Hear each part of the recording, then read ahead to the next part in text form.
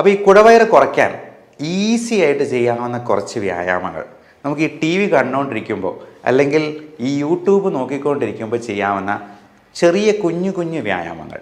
അത് വളരെ എളുപ്പത്തിൽ നമ്മുടെ വീട്ടിൽ തന്നെ ഉണ്ടാക്കാവുന്ന വെയിറ്റ് ഉരുക്കിക്കളയുന്ന ഫാറ്റ് ബേൺ ചെയ്യുന്ന ഒരു ഡ്രിങ്ക്. ഇത് വയറ് കുറയാൻ മാത്രമല്ല കേട്ടോ, നമ്മുടെ ഉള്ളിലുള്ള കാർബൺ ഡൈ ഓക്സൈഡിൻ്റെ അളവ് പരമാവധി കുറയ്ക്കാനായിട്ടും പ്രത്യേകിച്ചും റെസ്പിറേറ്ററി ഫെയിലിയർ ഉള്ള പേഷ്യൻസിന് നമ്മളിത് പറഞ്ഞു കൊടുക്കാറുണ്ട്. മധുരം, ബേക്കറി സാധനങ്ങൾ, മൈദ അടങ്ങിയത്, പിന്നെ കപ്പ, ചേന, ചേമ്പ് പോലുള്ള കിഴങ്ങ് വർഗ്ഗത്തിൽപ്പെടുന്നത് എല്ലാം നല്ല പോലെ സ്റ്റാർച്ചും കാർബോഹൈഡ്രേറ്റും കൂട്ടുന്നതാണ്. കുടവയർ കുറയ്ക്കുക എന്നുള്ളത് എല്ലാവരുടെയും അത്യന്താപേക്ഷിതമായിട്ടുള്ള ഒരു ആവശ്യമായി മാറിയിരിക്കുന്നുണ്ട്. കുടവയർ ഉണ്ടാക്കുന്ന ശാരീരിക പ്രശ്നങ്ങൾ വേറൊരു ഭാഗത്ത്, അതുമൂലമുണ്ടാകുന്ന നാണക്കേടും ബോഡി ഷെയ്മിങ്ങും വേറൊരു ഭാഗത്ത്. അപ്പോൾ ഈ കുടവയറ് കുറയ്ക്കാൻ ഈസി ആയിട്ട് ചെയ്യാവുന്ന കുറച്ച് വ്യായാമങ്ങൾ നമുക്ക് ഈ ടി വി കണ്ടുകൊണ്ടിരിക്കുമ്പോൾ അല്ലെങ്കിൽ ഈ യൂട്യൂബ് നോക്കിക്കൊണ്ടിരിക്കുമ്പോൾ ചെയ്യാവുന്ന ചെറിയ കുഞ്ഞു കുഞ്ഞു വ്യായാമങ്ങൾ. അതുപോലെ നമുക്ക് അതിനു വേണ്ടി തയ്യാറാക്കാവുന്ന ഒരു ഡ്രിങ്ക്. അത് വളരെ എളുപ്പത്തിൽ നമ്മുടെ വീട്ടിൽ തന്നെ ഉണ്ടാക്കാവുന്ന അവൈലബിൾ ആയിട്ടുള്ള സാധനങ്ങൾ കൊണ്ടുണ്ടാക്കാവുന്ന ഒരു ന്യൂട്രീഷ്യസ് ആയിട്ടുള്ള വെയിറ്റ് ഉരുക്കിക്കളയുന്ന ഫാറ്റ് ബേൺ ചെയ്യുന്ന ഒരു ഡ്രിങ്ക്. ഇത് രണ്ടുമാണ് ഞാൻ ഇന്ന് നിങ്ങൾക്ക് മുമ്പിൽ അവതരിപ്പിക്കുന്നത്. ഇതൊരു 14 ഡേയ്സ് ചലഞ്ചാണ്. 2 ആഴ്ചത്തേക്ക് 14 ദിവസത്തേക്ക് നിങ്ങളിത് കൃത്യമായിട്ട് ഫോളോ ചെയ്യുക. എന്നിട്ട് കുടവയറ് കുറയുന്നുണ്ടോ ഇല്ലയോ എന്നുള്ളത് നോക്കിയിട്ട് ഈ വീഡിയോയുടെ താഴെ കമൻ്റായിട്ടൊന്ന് രേഖപ്പെടുത്തുകയും ചെയ്യുക. ഓക്കെ, അപ്പോൾ ഏറ്റവും ആദ്യം തുടങ്ങുന്നത് നമുക്ക് ലഘുവായിട്ട് ചെയ്യാവുന്ന എക്സസൈസാണ്. പിന്നെ ഇതിന് ഇച്ചിരി കഷ്ടപ്പെട്ട് ചെയ്യേണ്ട കുറച്ച് എക്സസൈസും കൂടെ ഞാൻ അവസാനത്തേക്ക് പറയുന്നുണ്ട്. ഏറ്റവും ലഘുവായിട്ട് നമുക്ക് ഈ ടി വി കണ്ടുകൊണ്ടിരിക്കുമ്പോൾ തന്നെ ചെയ്യാവുന്ന ഒരു കാര്യമുണ്ട്. നമ്മൾ ഈ സോഫയിലൊക്കെ ഇരുന്ന് ചിലപ്പോൾ നല്ല റിക്ലൈനറിലൊക്കെ ഇങ്ങനെ വളരെ സന്തോഷത്തോടെ കിടന്നുകൊണ്ടൊക്കെ ആയിരിക്കും മിക്കവാറും ടി വി കാണുന്നത്. അതിന് പകരം നമ്മൾ ഈ സോഫയിൽ ഇരിക്കുമ്പോൾ തന്നെ കാല് പതുക്കെ മടക്കി താഴ്ത്തുന്ന ആ ഒരു എക്സസൈസ് ഒന്ന് ചെയ്ത് നോക്കുക. അത് നമുക്ക് എത്ര തവണ വേണമെങ്കിലും ചെയ്യാം. അതിന് വലിയ പ്രശ്നങ്ങളൊന്നുമില്ല. മുട്ടുവേദനയുള്ളവർക്കും അത് ചെയ്യാവുന്നതാണ്. അപ്പോൾ പതുക്കെ ഒന്ന് മടക്കുക, താഴ്ത്തുക. നമ്മുടെ വീട്ടിലല്ലേ, ആര് കണ്ടാലും കുഴപ്പമില്ല. ഇനി തിയേറ്ററിൽ വെച്ച് ചെയ്യുന്നാൽ പോലും ഒരു പ്രശ്നമില്ല. ഇനി തിയേറ്ററിലൊക്കെ വെച്ചാണ് ഇത് ചെയ്യുന്നതെങ്കിൽ നമുക്ക് ചെയ്യാവുന്ന ഒരു ഡയഫ്രമാറ്റിക് ബ്രീത്തിങ് എക്സസൈസ് ഉണ്ട്. ഇത്രയേ ഉള്ളൂ. നമ്മുടെ അബ്ഡോമിനൽ മസിൽസിനെ നല്ലപോലെ കൺട്രാക്ട് ചെയ്ത് നമ്മൾ ശ്വാസം നല്ല ശക്തിയിൽ വെളിയിലോട്ട് വിടുക. അതിന് ബ്രീത്തിങ് എക്സസൈസിന് നമ്മൾ പറയുന്ന പൾമണോളജിസ്റ്റിൻ്റെ ഒരു ടെർമിനോളജി ഉണ്ട്, പേഴ്സണലി ബ്രീത്തിങ് എന്ന് പറയും. അതിത്രയേ ഉള്ളൂ. മൂക്കിലൂടെ നമ്മൾ 3 സെക്കൻഡ് ശ്വാസം വലിച്ചെടുക്കുന്നു, വായിലൂടെ ഊതി പുറത്തേക്ക് 6 സെക്കൻഡ് പുറത്തേക്ക് വിടുന്നു. ഇത് വയറ് കുറയാൻ മാത്രമല്ല കേട്ടോ, നമ്മുടെ ഉള്ളിലുള്ള കാർബൺ ഡൈ ഓക്സൈഡിൻ്റെ അളവ് പരമാവധി കുറയ്ക്കാനായിട്ടും പ്രത്യേകിച്ചും റെസ്പിറേറ്ററി ഫെയിലിയർ ഉള്ള പേഷ്യൻസിന് നമ്മളിത് പറഞ്ഞു കൊടുക്കാറുണ്ട്.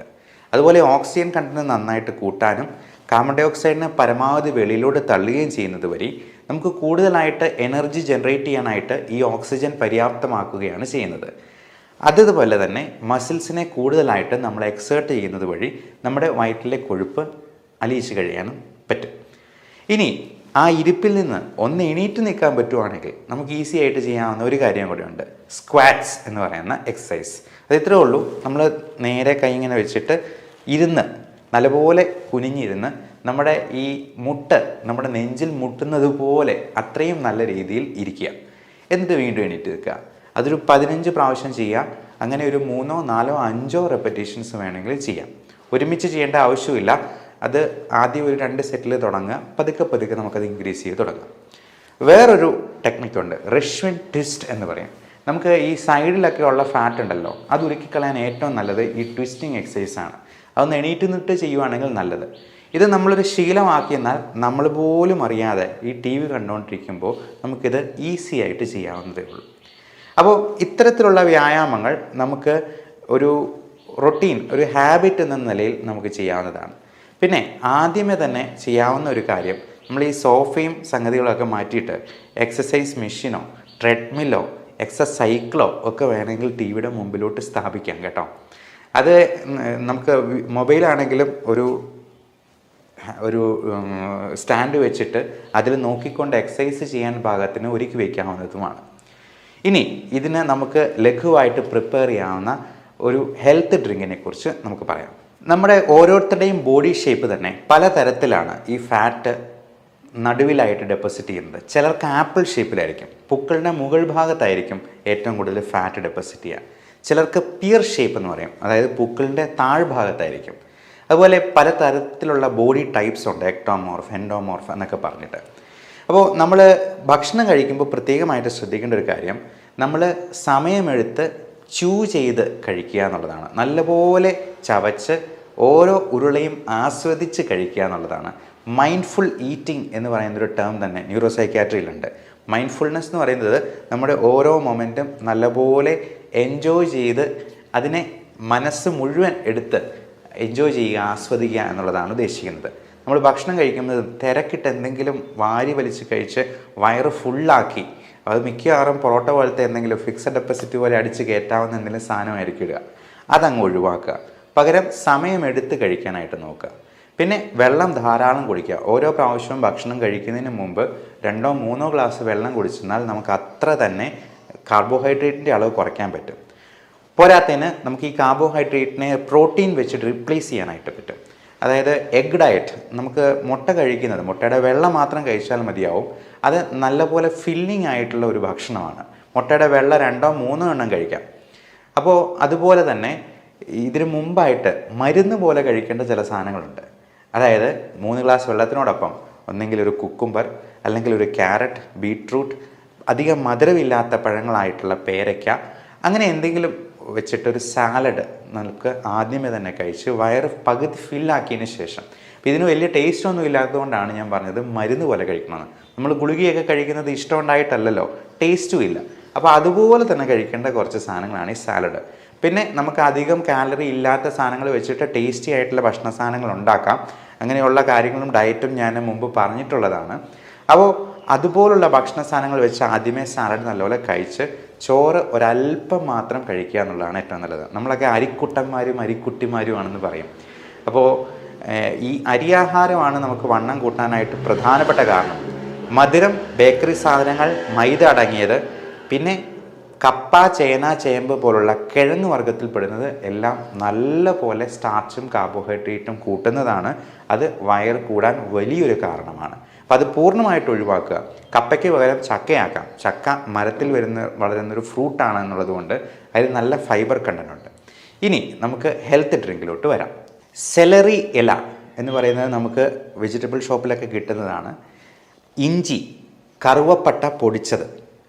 4ാമത്തെ ഇൻഗ്രീഡിയൻറ്റ് ശകലം ഒരു ഉപ്പ്, അല്പം ആപ്പിൾ സിഡർ വിനേഗർ. ഏറ്റവും പ്രധാനപ്പെട്ട ഒരു സംഗതിയാണ് വെർജിൻ കോക്കനട്ട് ഓയിൽ, ചക്കിലാട്ടിയ പ്യുവറായിട്ടുള്ള കോക്കനട്ട് ഓയിൽ, വെളിച്ചെണ്ണ. അപ്പോൾ ഇത്രയും നമുക്ക് ആവശ്യത്തിനെടുക്കാം. ഓരോന്നിൻ്റെയും അളവ് നമുക്ക് തന്നെ ഏകദേശം നിശ്ചയിക്കാം. ഇഞ്ചി ഒത്തിരി എടുത്തിട്ടുണ്ടെങ്കിൽ അതിൻ്റെ ഒരു ചവർപ്പുണ്ടാവും. അതുപോലെ ഈ ഇലയാണെന്നുണ്ടെങ്കിലും നമ്മൾ അതിന് പറയുന്ന സെലറി ഇല എന്നാണ്, അത് പ്രത്യേകം ചോദിച്ചു വാങ്ങിക്കുക.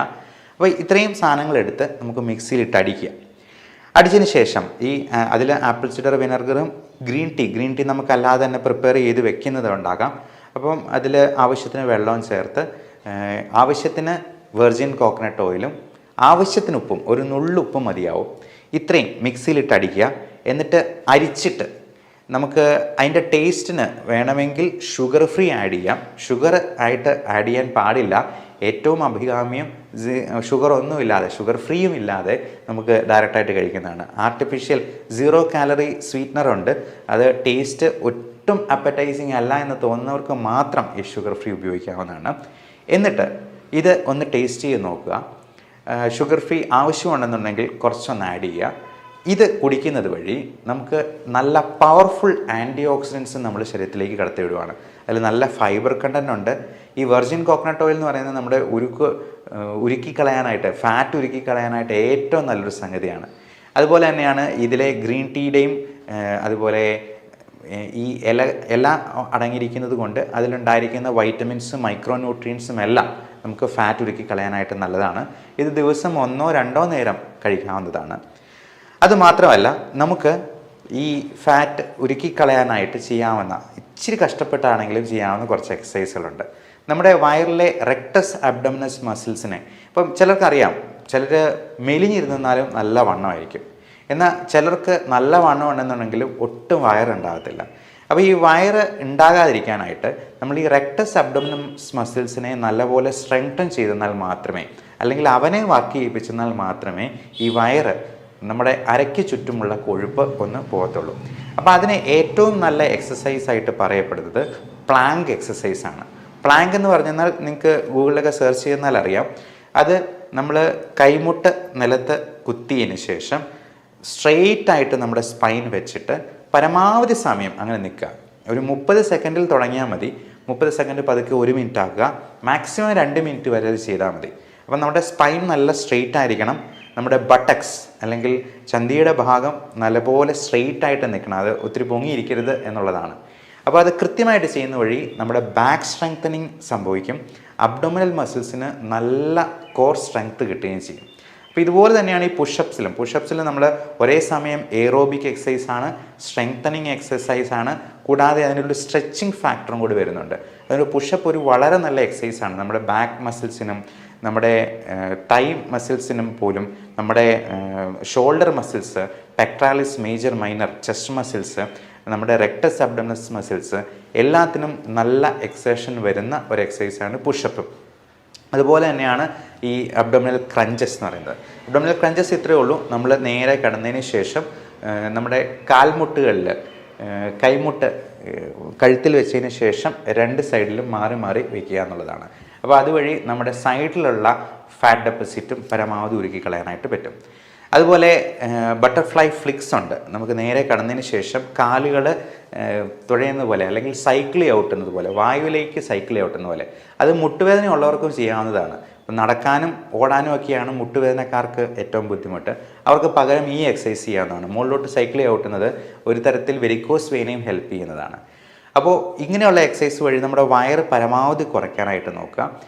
ഇതിൽ ചെയ്യാൻ പറ്റുന്ന 1-2 എക്സസൈസുകളും കൂടി ഞാൻ പറയാം. ലെഗ് റേസിംഗ് എന്ന് പറയുന്നത് നമ്മൾ നേരെ കിടന്നതിന് ശേഷം കാല് രണ്ടും ഒന്ന് മുകളിലോട്ടൊന്ന് പൊക്കിക്കുക. 90 ഡിഗ്രിയിലല്ല പൊക്കേണ്ടത്, ഒരു 45 ഡിഗ്രി ആംഗിളിൽ വരുന്നത് പോലെ പൊക്കി വയ്ക്കുക. അതിൻ്റെ കൂടെ ശക്കലം കഴുത്തും കൂടി ഒന്ന് പൊക്കിയെന്നാൽ നമുക്ക് ആ വയറിൻ്റെ അവിടെ നല്ല പോലെ പിടുത്തം അറിയാൻ പറ്റും.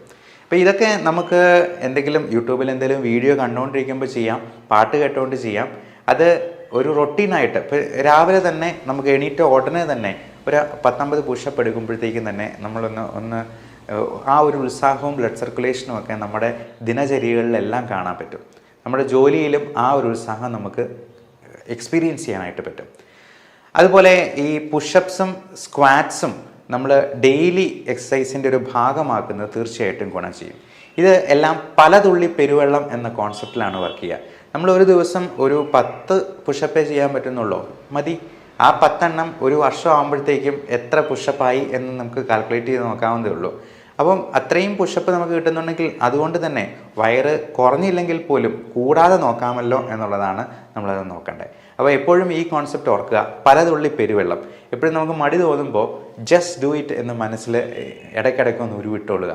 അപ്പോൾ ഇത് ഭക്ഷണത്തിൻ്റെ കാര്യത്തിലാണെങ്കിലും എക്സസൈസിൻ്റെ കാര്യത്തിലാണെങ്കിലും നമ്മൾ നമ്മളെ തന്നെ മോട്ടിവേറ്റ് ചെയ്തുകൊണ്ട് നിൽക്കുക. അടുത്ത ഒരു എക്സസൈസ് എന്ന് പറയുന്നത് മൗണ്ടൻ ക്ലൈംബ്സ് എന്ന് പറയും. മൗണ്ടൻ ക്ലൈംബ് നമ്മൾ കുന്നു കയറാനൊന്നും പോകുന്നില്ല, നമ്മൾ നിലത്ത് കിടന്നുകൊണ്ട് തന്നെ ഇപ്പോൾ മൗണ്ടൻ ക്ലൈംബ് ചെയ്യുന്നത് പോലെ കാല് 2 സൈഡിലും മാറി മാറി നല്ലപോലെ മടക്കുക എന്നുള്ളതാണ്. അപ്പം മൗണ്ടൻ ക്ലൈംബ് ചെയ്യുന്നതിൻ്റെ അതേ എഫക്റ്റ് തന്നെ നമുക്ക് അവിടെ കിട്ടും. അതേപോലെ തന്നെ ഹൈ കിക്സാണ് വേറെ ചെയ്യാവുന്നത്. അതായത് കാല് നല്ല ഉയർത്തി നമ്മൾ കൈ ഇങ്ങനെ വെച്ചിട്ട് നല്ല പോലെ ഒരു കിക്ക് വയ്ക്കുക, അല്ലെങ്കിൽ മുട്ടുകൊണ്ടാണെങ്കിലും നമ്മൾ മാറി മാറി 2 കാലുകളും നമ്മുടെ കൈപ്പത്തിയിൽ തൊടുന്നത് പോലെ ഓടുന്നത്, അതാണ് ഹൈ കിക്സ് എന്നതുകൊണ്ട് ഉദ്ദേശിക്കുന്നത്. അപ്പോൾ ഇങ്ങനെയൊന്നും പറ്റിയില്ലെങ്കിൽ നമുക്ക് ഇതിന് വളരെ അത്ഭുതങ്ങൾ ഉണ്ടാക്കുന്ന തരത്തിലുള്ള മരുന്നുകൾ ഇന്ന് അവൈലബിൾ ആണ് എന്നുള്ളതാണ് ഇതിനകത്ത് ഏറ്റവും പ്രധാനമായിട്ടുള്ളൊരു കാര്യം. ചിലർ പറയാറുണ്ട് എന്തൊക്കെ ചെയ്തിട്ടും വണ്ണം കുറയുന്നില്ല എന്നുണ്ടെങ്കിൽ നമുക്ക് അങ്ങനെയുള്ള മരുന്നുകളും ഉണ്ട്. അത് നമ്മുടെ ഭക്ഷണത്തിലെ ഫൈബർ കണ്ടൻറ്റ് കൂട്ടുന്ന രീതിയിലുള്ള ആൽഫ സൈക്ലോഡെക്സിൻ പോലുള്ള മരുന്നുകളുണ്ട്. അതുകൂടാതെ നമുക്ക് ഈ ഫാറ്റിൻ്റെ അബ്സോർപ്ഷൻ ഇൻഡസ്ട്രിയിൽ നിന്ന് അധികം ഉണ്ടാകാതെ ആ ഫാറ്റ് മുഴുവൻ നമ്മുടെ മലത്തിൻ്റെ കൂടെ പോകുന്ന എക്സ്ക്രീറ്റ് ചെയ്യുന്ന രീതിയിലുള്ള ഫാറ്റ് കില്ലിംഗ് ആയിട്ടുള്ള മെഡിസിൻസ് ഉണ്ട്. അത് ഒട്ടും അബ്സോർബ് ചെയ്ത് പോകത്തില്ല എന്നുള്ളത് കൊണ്ട് ഇത് മൊത്തം ഫാറ്റിലൂടെ പോകുന്നത് നമുക്ക് കാണാനും പറ്റും. ഇൻഡസ്ട്രിയിലൊക്കെ ഇപ്പം ചെറിയ ഓയിലി ആയിട്ടുള്ള സ്റ്റൂള് പോവുകയും ചെയ്യും. അപ്പം നമ്മൾ എന്തെങ്കിലും ഓയിലി ആയിട്ടുള്ള ഫുഡ് കഴിച്ചെന്നാലും അത് അബ്സോർബ് ചെയ്യാതെ ഫാറ്റ് മുഴുവൻ നമ്മുടെ മലത്തിലൂടെ തന്നെ പോകുന്ന തരത്തിലുള്ള മെഡിസിൻസും ഇന്നുണ്ട്. ഇതൊന്നും പറ്റാത്ത സെലിബ്രിറ്റീസൊക്കെ ആണെങ്കിൽ ലൈപ്പോസെക്ഷന് പോകാറുണ്ട്, അതുപോലെ ഗ്യാസ്ട്രിക് ബൈപ്പാസ് സർജറി ചെയ്യാറുണ്ട്. പക്ഷെ നമ്മൾ ഒരിക്കലും ഒരു സർജറിയിലോട്ട് പോവുക അത്രയ്ക്ക് മോർബിഡ് ഒബീസിറ്റി അല്ലെങ്കിൽ അഡ്വൈസബിൾ അല്ല. അതായത് BMI ഒരു 30-ലും കൂടുതലാണെങ്കിൽ തീർച്ചയായിട്ടും നമ്മൾ സർജറി കൺസിഡർ ചെയ്യും. അല്ലെങ്കിൽ ഈ ഗ്യാസ്ട്രിക് ബൈപ്പാസ് ഒക്കെ ചെയ്യുമ്പോൾ നമ്മുടെ ഇൻറ്റസ്റ്റിൻ്റെ അല്ലെങ്കിൽ വയറിൻ്റെ കുറച്ച് ഭാഗങ്ങൾ ന്യൂട്രിയൻ്റ് അബ്സോർപ്ഷൻ ഇല്ലാണ്ടാകുന്ന രീതിയിൽ ചിലപ്പോൾ കുറഞ്ഞു പോകാറുണ്ട്. കാരണം നമ്മുടെ ആവശ്യത്തിനുള്ള പ്രോട്ടീൻസും ന്യൂട്രിയൻസും ഒക്കെ അബ്സോർബ് ചെയ്യാനായിട്ടുള്ള സ്പേസ് പോലും ഇല്ലാണ്ടാകുന്നത് കൊണ്ട് ചിലപ്പോൾ ഹൈപ്പോഗ്ലൈസീമിയോ അല്ലെങ്കിൽ ന്യൂട്രിയൻ ഡെഫിഷ്യൻസിയോ ഒക്കെ ഇങ്ങനെയുള്ളവർക്ക് ലോങ് ടേമിൽ കാണാൻ സാധ്യതയുണ്ട് എന്നുള്ളത് കൊണ്ട്. അതുപോലെ ലൈപ്പോസെക്ഷന് അതിൻ്റേതായിട്ടുള്ള ചിലപ്പോൾ സൈഡ് എഫക്ട്സ് ഉണ്ടാകാം. അതുകൊണ്ട് ആദ്യമേ നമുക്ക് ഇങ്ങനെയുള്ള ലൈഫ് സ്റ്റൈൽ മോഡിഫിക്കേഷൻ എല്ലാം നോക്കിയിട്ടും പറ്റിയില്ല എന്നുണ്ടെങ്കിൽ ഇതിനുള്ള മെഡിസിൻസ് നോക്കാം. ഒട്ടും പറ്റിയില്ല, മോർബിഡ് ഒബീസിറ്റിയിലേക്ക് പോകുകയാണെങ്കിൽ തീർച്ചയായിട്ടും സർജിക്കൽ ഓപ്ഷൻ നമ്മൾ തിരഞ്ഞെടുക്കേണ്ടി വരും. ഈ മെഡിക്കൽ പ്രാക്ടീസ് എന്ന് പറയുന്നത് ഒരു ചെസ്സ് കളിക്കുന്ന പോലെയാണെന്ന് പറയാം. നമ്മൾ ഒരുപാട് മാനദണ്ഡങ്ങൾ വെച്ചിട്ടാണ് ഒരു മരുന്ന് കൊടുക്കുക. സർജറി എന്ന് പറയുന്ന ക്യാരംസ് കളിക്കുന്ന പോലെയാണ്. നമ്മുടെ ഫൈൻ സർജിക്കൽ ഹാൻഡ് മൂവ്മെൻറ്റ്സ് ആണ് അതിനകത്ത് ഏറ്റവും നിർണായകമാവുക. ഏറ്റവും നല്ലൊരു സർജൻ ഒരു സർജൻ ആകുന്നത് എപ്പോഴാണെന്ന് ചോദിച്ചെന്നാൽ ഏത് പേഷ്യൻ്റാണ് സർജറിക്ക് സ്യൂട്ടബിൾ, ഏത് പേഷ്യൻ്റാണ് സർജറിക്ക് കത്തി വയ്ക്കാൻ പാടില്ലാത്തത് എന്ന് മനസ്സിലാക്കുന്നിടത്താണെന്ന് നമ്മുടെ പ്രൊഫസർ പറയുമായിരുന്നു.